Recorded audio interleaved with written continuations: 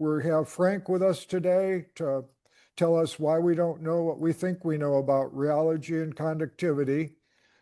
Frank is the Senior VP at Premier Corex, and his specialty these days is, although he's had a lot of specialties within the service industry, is really completions fluid technology, completions materials, proppants, conductivity. And I would just say that Frank, who holds, as it says, over 50 different patents, and I know has at least one more in process right now, he's the best electrical engineering chemist I know, and probably the only electrical engineering chemist I know. So it's easy to call him the best. So with that, Frank, I'm going to hand over the screen to you. I'm going to stop sharing and let you share and take it away. All right, let me see. Let me see.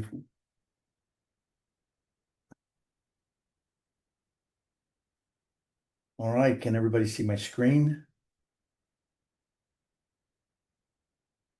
Yes, I'm assuming yes. Okay. we got it. Okay. All right.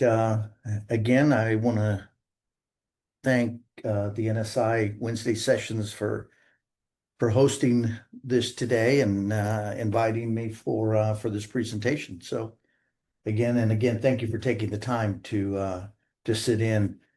Now we should be able to meet our 30-minute timeline so we can have some Q&A afterwards. But again, as Steve mentioned, the title of this presentation is Why We Don't Know What We Think We Know About Rheology and Conductivity. And this has come about, and I know that I see some people out here in the attendee list over here that have already been exposed to some of this. So again, thank you for attending. So what do we mean by that? What is it that we know, that we think we know, but we really don't know? So for starters, we know that the FRs, polyacrylamides, we know what to test for a pre-treatment type process, so that we will do all these tests ahead of time just to try to understand the rheological characteristics of the FR. So we have shear rate viscosities. We know what the shear rate viscosity is, and we kind of evaluate our FRs based on some of these properties and characteristics. We know that an FR is a shear thinning fluid, so we characterize that FR based on this shear thinning characteristic. In this particular case, we have a specific polymer, A and B at 2 GPT, where we basically evaluate each one of these polymers based on how they perform on the low-end shear regime and on the high-end shear regime. We evaluate our FR based on how well it reduces friction pressure in the flow loop.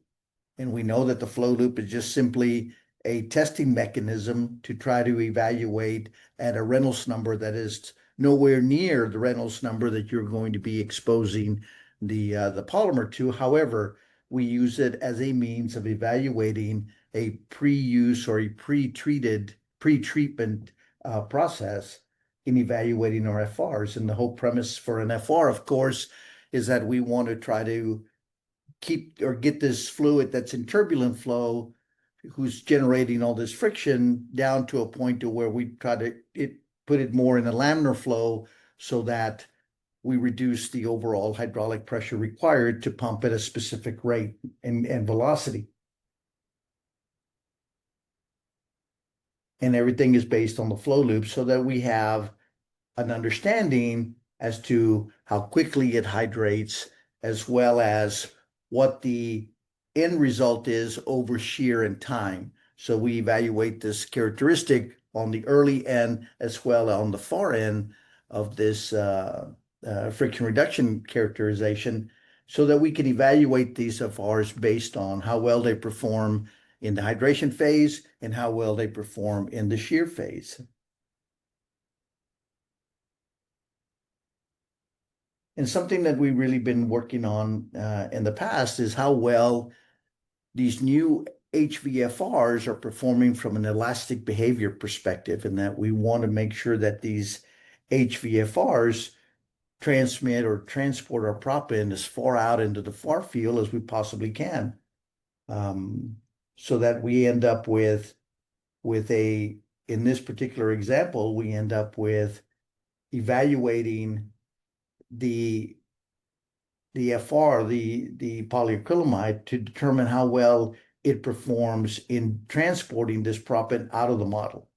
Where in this particular case, we see that this proppant is well suspended in the fluid that we're actually using, and it's actually transporting very nicely across the entire model. So we characterize this property as having a good elastic behavior, very good G prime, G double prime characteristics, and therefore proppant is transported out of the model.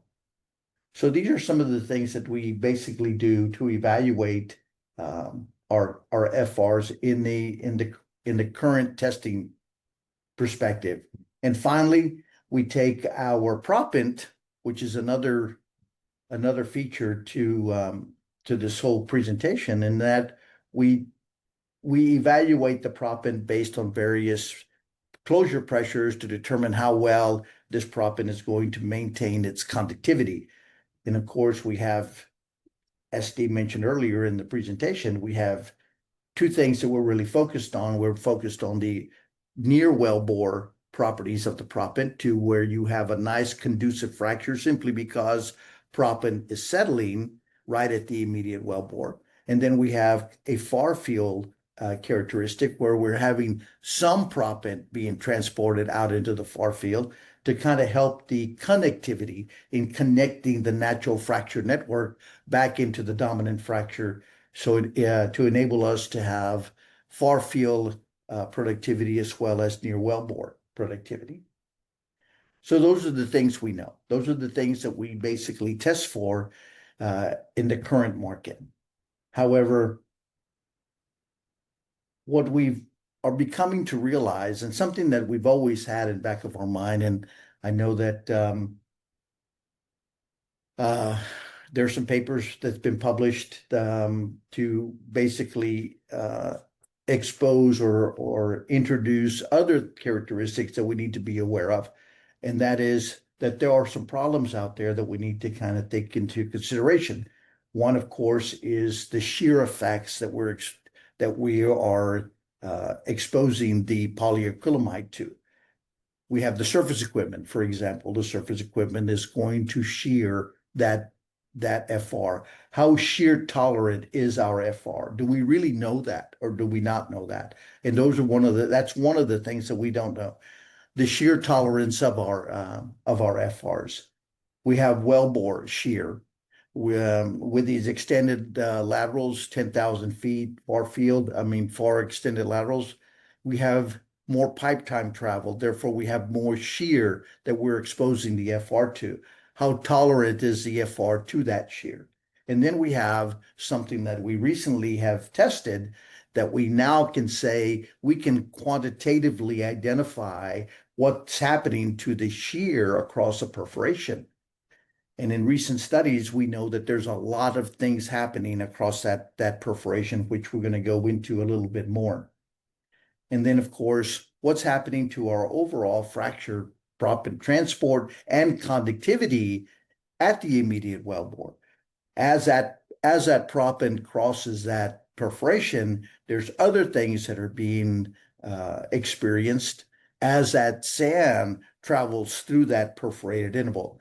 The sand itself is going through some shear.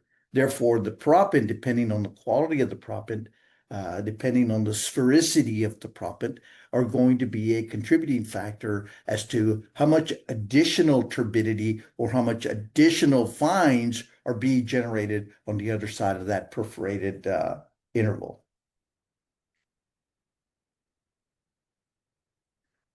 So I see that Carl's on over at SNF. Carl, you guys have also done some work on this shear effect problems, and you guys have got a paper out here on on that particular subject, to where trying to understand what those shear effects are for the FRs and what the FRs are being exposed to, and what the overall FR is going to look like at the other end after being exposed to those shear rates.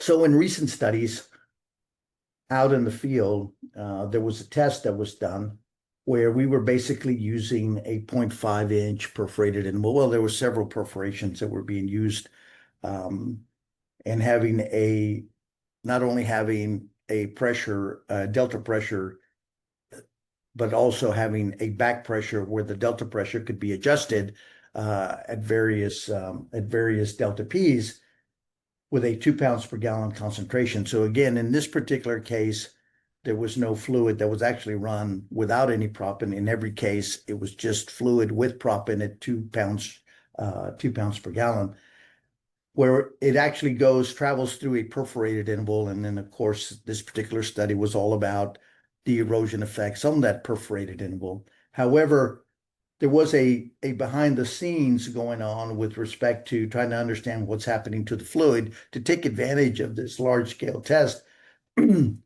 where we were basically running fluid at a known viscosity, just like you would do pre-test or pre-frac. You would understand what the fluid parameters are, and then running it through this perforation across this delta P. Afterwards, we would then measure the viscosity after it got exposed to the high shear rate. So what did we start off with here? Basically, we start off with the viscosity above, the viscosity line was above this shear line here. But after it got exposed to the shear across that perforated interval, we ended up with a viscosity that was significantly reduced versus what we initially started with.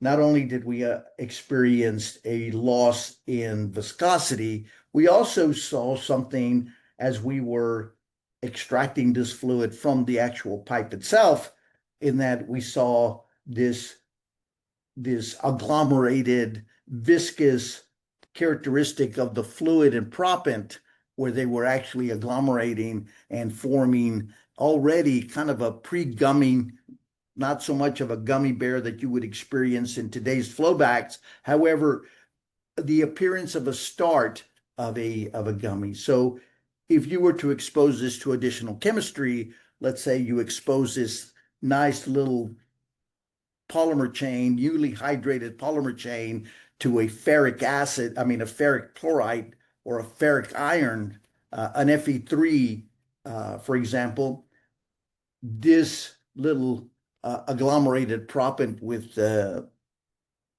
FR would then become a significant cross-link fluid that would just basically enhance a problem down the road on the flowback side. So is this a start of what we're experiencing in the field today? I don't know.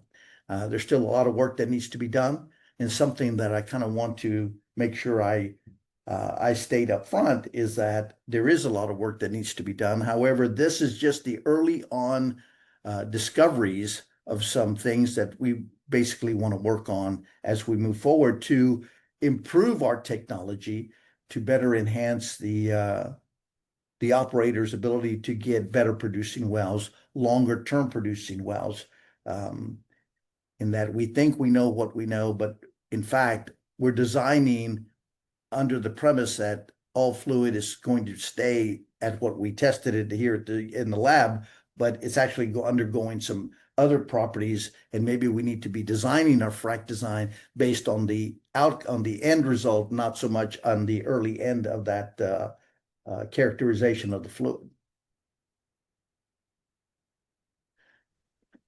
Hey, Frank, let me jump in on that slide just for a second, because on the previous slide, just because I think it's so important. And I know, you're not disclosing all the numbers on the axes, but and this to me is just such an amazing thing that, in the blender, that you're looking at adding enough FR to increase viscosity by, again, there's no labels on the axes here, but by a multiple, not by a percentage, but not by 4%, but by like 4x. And the true viscosity, the carrying viscosity, is barely increasing. So as Frank said, that extra FR, it's got to go somewhere. And what it's doing, instead of creating carrying capacity viscosity, it's creating these wads of polymer. And so the answer to that, Dave Norman, is no, there's no rebound, because you're having this stuff form these little, BBs of gunk instead of having uniform, again, viscosity or polymer that's going to actually improve viscosity. And I think that's just that observation or understanding that throwing more FR into the blender is not going to help you carry proppant. If anything, it's going to degrade your conductivity. And I think I think this is such a powerful slide. And as Frank said, there's a lot of work to be done to understand this. But to me, this is just really, you know, useful. So sorry to jump in like that, No, Frank. I no, just no wanted worries, to. no worries, no worries. I was kind of hoping you and I were going to tag team this presentation, so this is good. Okay. Um, so another characteristics or another thing that attribute that came out of this testing is the proppant itself. So what happens to the proppant? And this is using a 4070 local sand. 4070 local sand did not have the sphericity, it was somewhat angular in characteristic. So you can see that the green line is what we started off with, pretty much API. It was pretty much under the API specifications of sieve analysis. After it was exposed to various tests across the board in this particular field test, what's happening is you can see that the bigger grains were actually being broken down into smaller mesh sizes. And you can see that the 170 mesh, not including the stuff that we did measure, which was in the 200 and in the pan and those kind of sieve sizes, but you can see that even in the 170 size, the particle size went up. So we ended up increasing our particle size on the low end. The smaller end increased as it was exposed to the shear across that perforation. So even at 2000 psi differential pressure across a fairly nice size perforation of a 0.56 inch perf, 2 pounds per gallon sand concentration was really broke up very nicely to where the particle size increased on the low end side.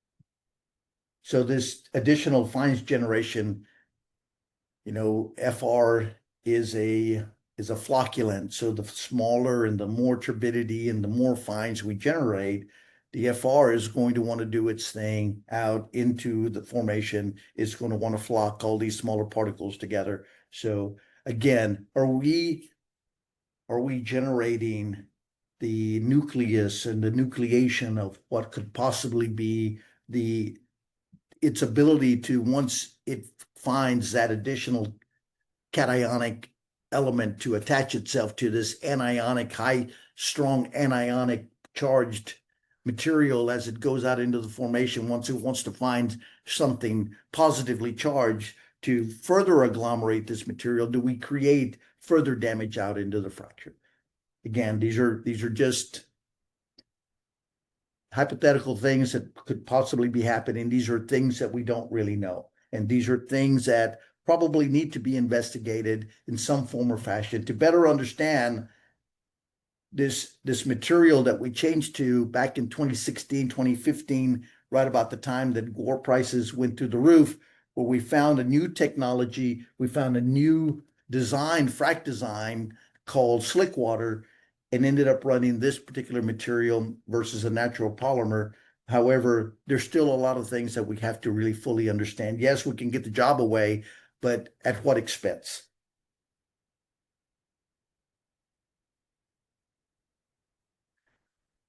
So again, based on this particular study, here's the shear rate versus the perforated hole size, the theoretical hole size. So what we're trying to do here in the lab is to generate these shear rates. And we have been very successful, and I'm going to show you one of the experiments that we ran to try to simulate some of these shear rates to, to allow our suppliers and our operators to better understand when a specific polymer is exposed to a specific shear rate, what exactly are we basically, this is an equivalency to a specific cold size at a specific differential pressure.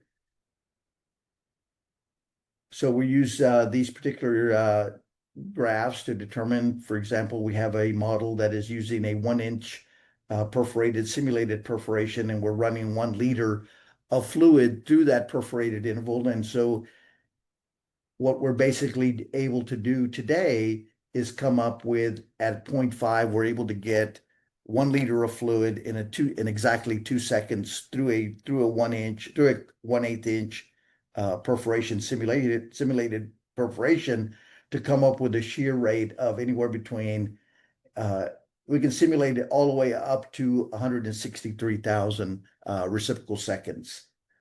How does that equate to any real number? Well, after we use these particular graphs here to come up with this particular shear rate, so assuming you have a 154,000 reciprocal seconds, according to that particular graph, going back and extrapolating that, you have roughly a 0.4-inch equivalent perforation. What's the flow rate? Of that, we end up with 627 feet per second, which comes out to an equivalency of about 6 barrels per perforation, 6 barrels per minute per perforation. So you can equate that particular number and equate to how many perforations you have per cluster, how many clusters per stage, and kind of do that back calculation to where we can, at least knowing your specific design and knowing your specific number of perforations, maybe we can go back into the lab and try to target that specific shear rate that we're trying to simulate for your specific condition, so that we can expose that FR and come up with the properties that we have afterwards in determining shear rate viscosity pre-treatment and shear rate viscosity after test. So here's the actual setup that we have to test this shear rate. So basically what we have is we have this enclosure to contain our pressure cell. So the pressure cell, we're exposing it up to as much as 1500 PSI. And then we have this particular test. So we basically measure the exact starting point of that fluid. I don't know if you were able to notice that, but it's right at exactly two seconds. The milliseconds is 0.062 over here on this end, but we actually capture that first frame as to when fluid actually breaks the diaphragm, and then when the fluid ends, and then we take the fluid that was used in this, that was discharged, and then measure the shear rate viscosity of that, so that we end up with a shear rate viscosity pre and post.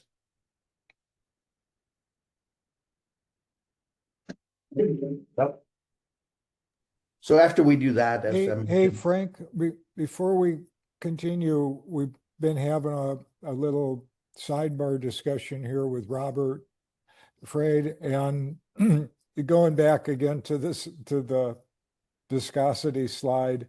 I know that you have the axis labels removed for or the numbers removed for a purpose because some of that data is proprietary. But on the, you know, the fluid you're using here for these damage point, what's the range of FR loadings that you're working with here? I just said it's in the range of what's typically used in the field, but what can you say about the range of polymer FR loadings and anything about what kind of water is being used for mixing it up?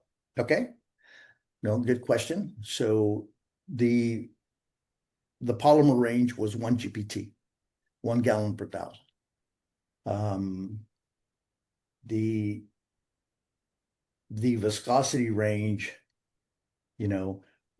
was anywhere. Now remember, we're doing this test at, I think, depending on this particular day, I want to say the day that this particular data was captured, it was 25 degrees F. So it was fairly cold. So the viscosity of the fluid was fairly high due to the cooling effect of the fluid itself. But in the lab, that particular fluid was ranging anywhere between 3 and 5 centipoise. So we're starting off with a 3 and 5 centipoise.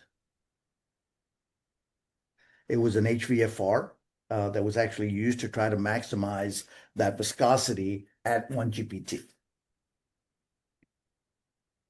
Does that answer the question, Steve?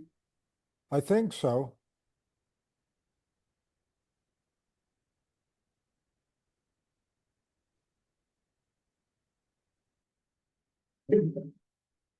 Okay. So this is a graph that we're basically using in understanding what the effects of different shear rates are going to do to that polymer in this particular case. So here you have the actual shear rate viscosity curve. And over here you have the viscosity retained. So the lower the shear, the more the viscosity is retained for that particular shear rate. So in this particular case, the biggest loss, or the lowest retain, was this roughly 260 reciprocal seconds, where you're basically losing quite a bit of your effective polymer viscosity.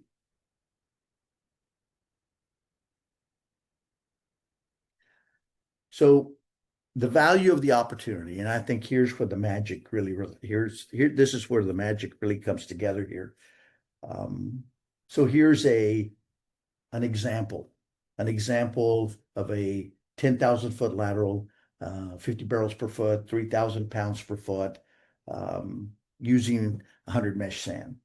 So these two over here on this side are based on the assumption that we are not damaging any of the fluid, not damaging any of the proppant.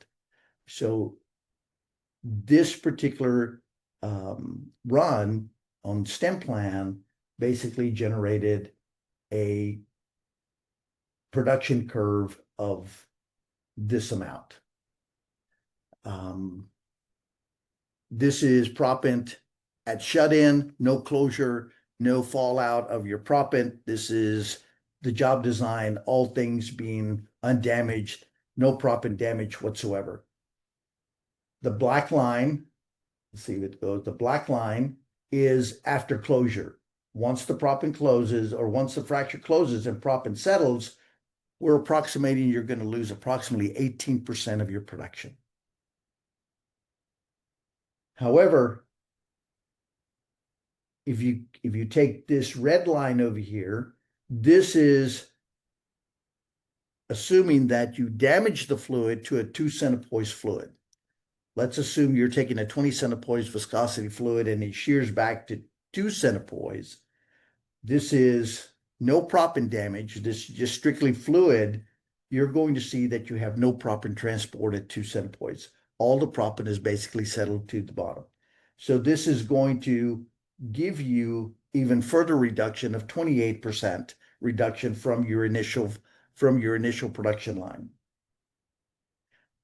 And finally, take it into consideration that you're damaging the proppant and the viscosity of the fluid and or the polyacrylamide or the polymer that you're using, now you're basically losing 42% because now you have very little proppant transport and you've got what you thought was a very good conducive frac. You no longer have that conductivity at the near wellbore. Simply, you've generated more fines to where now you've created this phenomena of particle packing, and now you've basically are reducing your permeability or your conductivity at your immediate wellbore. So having a better chemistry, having a better proppant quality, all of these things come together to basically allow the operator to enhance their production and come up with longer producing wells or better producing wells over time.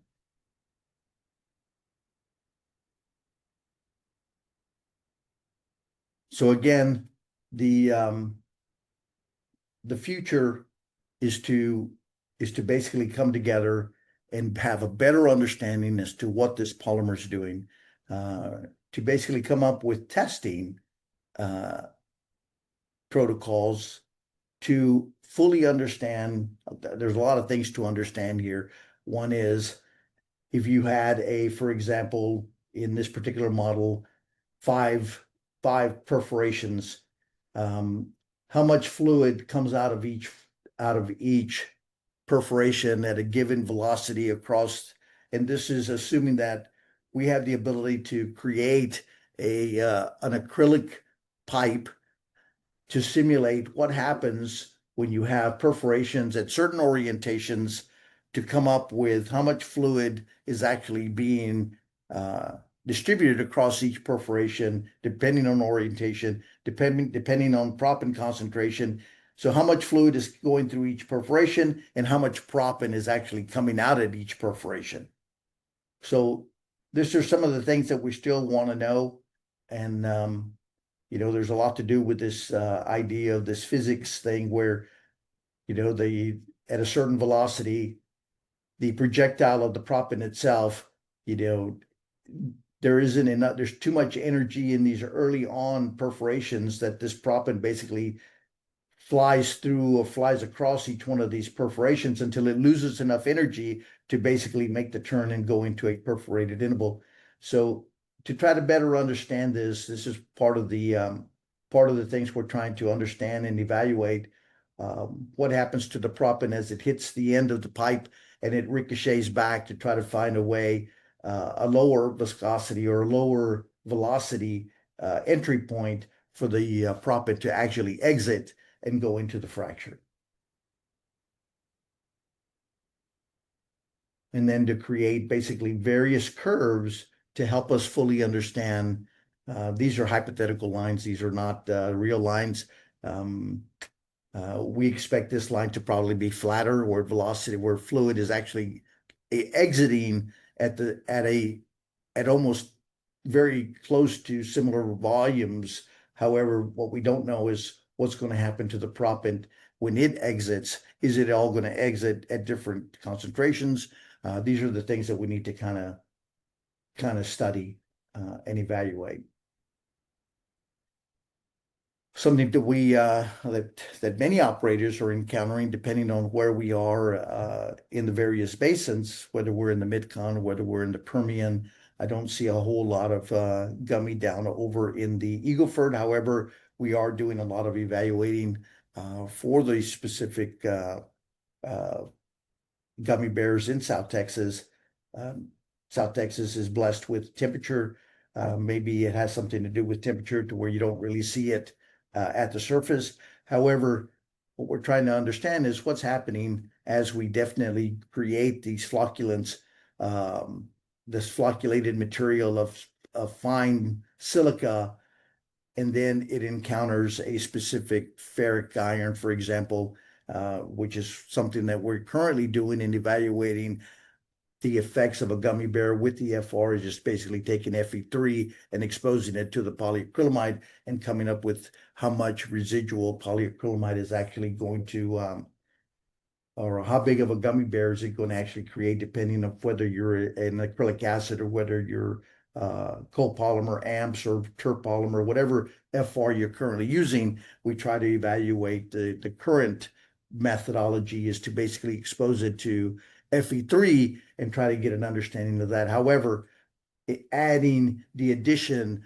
of the silica fines, the turbidity of the proppant to this specific test, how good or how difficult is it going to be once this material agglomerates and you have this other flocculated material in the actual chemistry itself, how much more stable are we making that gummy bear is to and trying to enable us to also remediate it in some form or fashion, which is a totally different discussion for another day. However, to try to understand what we're creating downhole by allowing this material or this chemistry to be exposed under certain conditions, what exactly is the outcome here in helping us understand how to better not encounter this in future wells. Another phase of this study is to try to understand the conductivity of the actual proppant, the conductivity that we have before and the conductivity that we're going to have afterwards after we expose the proppant to these various shear regimes. The one thing that we also have to kind of incorporate is the mineralogy table. I think mineralogy is extremely important in understanding how these proppants work and the stability of these proppants. For example, if you have quartz, I think high quartz is definitely the way to go because they're going to be a little more spherical in nature. I think having these other silicates, like feldspars, I think that compromises the overall strength of the proppant itself, as well as compromising its ability to stay intact as it gets exposed to the actual shear regime. So I think having an understanding the mineralogy of these proppants is going to be an important phase in understanding how resistant we are to these proppants after exposure through the perforation.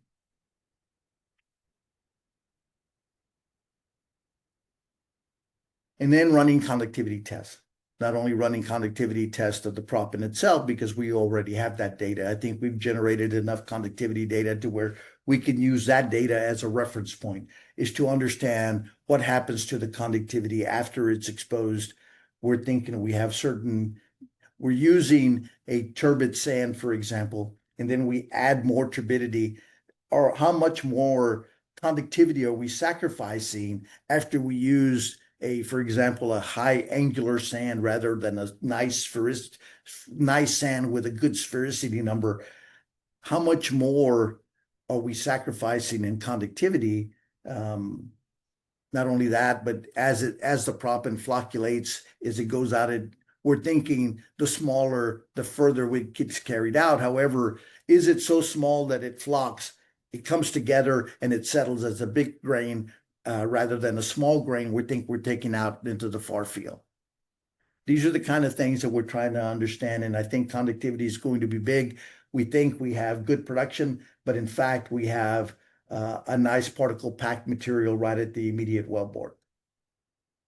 And then to basically go into our large scale model on proppant transport to simulate some of this flocculating experience and what actually happens, and try to visualize what may be happening in the fracture itself. At the end of the day, it's all about production and making better wells. So that if we're simulating a nice frac design and we think we should be recovering a specific amount of production, however, the facts are after we expose our chemistry to specific conditions, are we experiencing this instead, where we're basically sacrificing the chemistry, sacrificing the proppant, and coming up with lower producing problems or lower producing wells, more problems in the flowback where we're having more sand, more flowback of proppant back into the wellbore, gummy bears back into the production string or back into the actual batteries where we're having to deal with trying to clean that up before we sell any of the oil. All of these things are all trying to come together so that we have a better understanding of what the chemistry that we're starting off with and what the chemistry that we're ending up with and what we're trying to come up with maybe it's time to come up with better chemistry, to come up with more shear resistant chemistry, as well as quality of proppant, and trying to identify better sand mines that that will be more resistant to the shear effects. So again, this is early information. If you have any questions about anything with regards to what we're trying to do here in coming up with protocols, test protocols to be able to better understand our chemistry, please feel free to reach out to me, Frank.Zamora at premiercorex.com. I'll be more than happy to answer any other questions that you might have with regards to what we're trying to do here. So again, I thank you for your time. I know everybody's extremely busy, so thank you for hanging on with me here for the last 30 minutes. So I'll turn Well, it back Frank, over to you, Steve. we've got some great questions lined up here. I've been trying to answer some of them as we go along. And the I think I've handled several of them, but I'll hand one over to you from Carl Montgomery. Frank, you discussed the effect of viscosity with shear. Do you know what happens to the elasticity with shear, i.e., does the G prime, G double prime ratio change? I would imagine we haven't done any measurements on that. So my answer is based on pure what I think might be happening is I think you're going to lose the elastic behavior. Yeah, I think that makes sense. Robert had a number of good questions here, which again, I tried to answer some of them. I'll just say verbally expand on what I said about the proppant, that the field trial that Frank showed, that was done in a Utah frac sand mine. So that's the sand that was used. As Frank showed in the presentation here, some of his work has shown northern white sand as well. And there's definitely a difference between the two. And I have a very strong personal bias that the drive to go cheap has cost production. And I think there's field data to show that. But I also understand that, there's a huge logistics effort associated with bringing sand in at these high volumes. So you have to be practical about it as well. But also, Frank, if you go back to your production comparison slide, yeah, I think this is great because I think a lot of people probably saw this month in JPT, the paper from Josh Brown et al. At Exxon with their use of lightweight proppants, kind of a novel proppant, but similar to what Carl and Montgomery and Mike had showed with their lightweight microsphere proppant work several years ago, that when you get better proppant coverage just like this, it really does impact production. And I think the JPT article shows, which is an ERTEC paper, that article shows like a 7 or 8% uplift in production in their field cases, field analysis, not just in the numeric simulation. So, and their view is they got to better connectivity by having the lower density proppant added, as opposed to, is there a fluid chemistry approach that allows you to get to better transport, or some combination thereof, that gets you to better connectivity, which as these simulations show, the proppant spread across the vertical fracture is really just terrible. And you're leaving behind, we all know a lot of this stuff has very, very poor vertical permeability, particularly like the Eagle Ford or wherever you have these ash layers, you have these very poor reservoir vertical permeability. And if you don't have good vertical conductivity, not just horizontal, but vertical conductivity, if you're going to just leave behind a big chunk of your very expensive reservoir rock. And that's something that I think is just really super critical to how do we get, out of the single digit oil recovery into the double digit oil recovery in this grunge rock.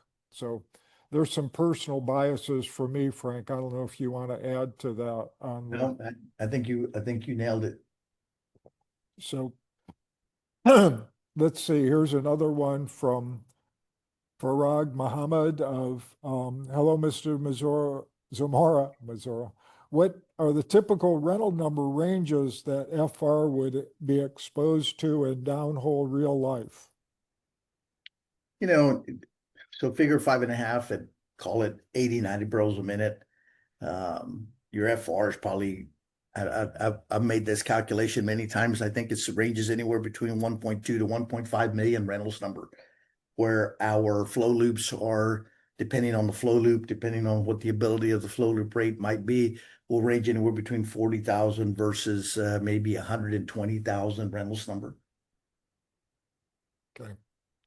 From Craig Sapola, hi Craig, if the model estimates are correct, then this should be easy to test using field trials, 50% uplift with better fluids. Yeah, again, I kind of touch on that with, what the Exxon paper shows about getting some, and Carl and Mike touched on this too, of getting some measurable field results by having somewhat better connectivity. But yeah, Craig, I mean, you know, I'm I'm in this boat where if you can, through some combination of proppant and fluid and, design tweaking, um, get to the proppant coverage of the left side of the screen versus the right side, the middle of the screen, um, I mean, you're gonna uplift production. I mean, flat out, period. And there's a bunch of other variables involved, but obviously you can't, as we learned with the metallic cross-link fluids, having a bunch of viscosity that gives you a bunch of proppant transport doesn't result in increased production if you can't clean the proppant pack.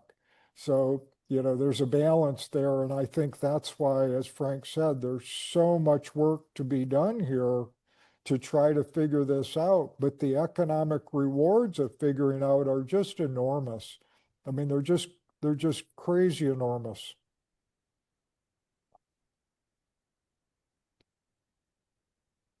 Yeah, if Robert Gale says something that is a phrase that similar to what I've been saying for a long time, that the more the more we know, the more we need to learn.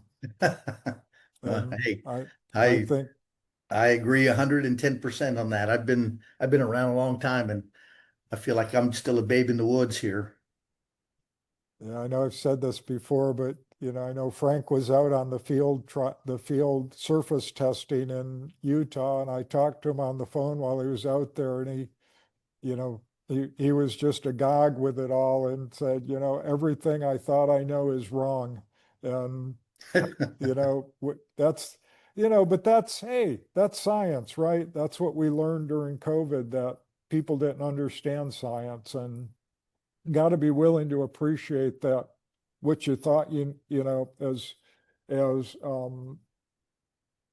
Robert or Richard Feynman, the Nobel laureate physicist, said, science is the belief in the ignorance of experts. So you got to believe that you're ignorant and that every day you can do something to reduce your level of ignorance. Um, okay, so from James, has there been visual examination of the proppant test grains pre-post test at these specific high shear tests? Is angularity increasing? And I'd say, yeah, James, that's something that's been done and is being worked on in this future work proposal, that definitely angularity, uh, the deposition environment of the proppant when it's formed matters, whether it's alluvial or a quiescent fluvial environment makes a big difference on the microfractures inside the quartz grains. Even a pure quartz in the wrong deposition environment can be a crappy proppant. And Craig Cipolla, Craig, spot on. You know, we've been in a paradigm on fluids, and this is, I think, where Frank is really going to be able to shine in the next few years here is what can we do on the fluid technology side that will be a lot better cost, more cost effective than exotic proppants. And I think that is really an opportunity, and maybe it's some hybrid of both. Sorry, Frank, I'm letting you take a break from talking. Um, Yeah. and here's one from Musalam of, hello, Frank, thanks you for a great presentation. Have you looked at the DH temperature impact on the HVFR fluid performance that discussed in the material? I'm sorry, I don't know what the DH temperature is. Maybe you do, Frank. Downhole Oh, temperature. I'm sorry, guy. Jeez. I'm such a, oh, you mean, BHST, anyway, sorry. No, we haven't all of this, we haven't even looked at thermal thinning effects. So this is just simply surface testing at ambient conditions. So yes, you add thermal thinning into the equation. That's another series of complexity there. So, and Robert, I'll let you answer this one, Frank, of Robert S. has asked, so shear at perfs during frac reduces viscosity and damages prop, reduces size. Is the same prop damage process occurring in the fracture during production? Well, I'll answer, the same process is not occurring because the proppant is not being exposed to that kind of dynamic energy during production, but there's definitely potential, not just potential, real damage occurring as the reservoir fluid pressure decreases and the effective stress on the proppant increases over time during production. Yeah, you And know what would be interesting, and I know that I've gotten a lot of flowback samples where we're actually looking at the proppant, but no one's ever really spent the time to say, on this flowback proppant, what's the actual mesh size? Because we know that it's a lot finer than what we actually put in. So we definitely know we're experiencing proppant failure because we see it in the flowback. It isn't the actual, yes, it's a quartz and we identify it as such, but we don't identify the mesh size, which I think would be nice if we had that data available. I think we would then be able to confirm how much damage these proppants are actually going through when during the flowback on the flowback side. yeah, Steve, this is Carl. I want to make a comment on that. The place where we see the damage during production is cyclic loading. So if you have a pumped well or you have a well where you change the effective stress because you're changing the pore pressure, that's where we see the damage during production. yeah, that's a great point, Carl. And there's been even some long-term conductivity testing done that uses cyclic loading and shows the degradation of conductivity due to pressure cycling. And that's a good point. I mean, these proppants are anelastic, right? I mean, these are brittle materials, And so, just like we talk about viscosity recovery, there is no conductivity, there's no meaningful conductivity recovery after damage occurs. Whatever your lowest conductivity point is, whether it's cyclic loading or, whatever it's from, that is your effective conductivity. There's very little conductivity rebound, just like with these fluids, there's very little viscosity rebound. Okay. Hey, we're at the top of the hour. Frank, thank you so much for doing this. Go ahead and end your share, and then I'll redo my share. Um, and All right, you're back. thank you, sir. Let me try to get the correct one. Again, I want to thank everybody for attending and your interest. Okay, so yeah, absolutely. Thanks, everybody. And also I didn't make the point before, but thanks for putting up with me while Dante's off gallivanting in the Middle East for the Oman Frac Conference. But I did see he logged in today, so good to have you. And as I said, next week we're going to continue this theme of what's going on with conductivity and proppants and some field experiences, a lot from Canada with Farhan. And I think that's going to be a great add-on to what Frank showed here. And then also I mentioned the JPT article that we will have Josh Brown handle a session in December on that ERTEC paper. So that's going to be fantastic to also add that to our discussion of the three C's. As always, if you're interested in being a speaker, just please send a note in. We'd love to add people to the list. It's a lot of effort that Dante puts into getting these things organized every week. So whenever you see them, if you enjoy these sessions, give them an attaboy. And we'll plan to see everybody online next week. And Frank, again, thank you so much for doing this. Yeah, you bet. Thank you.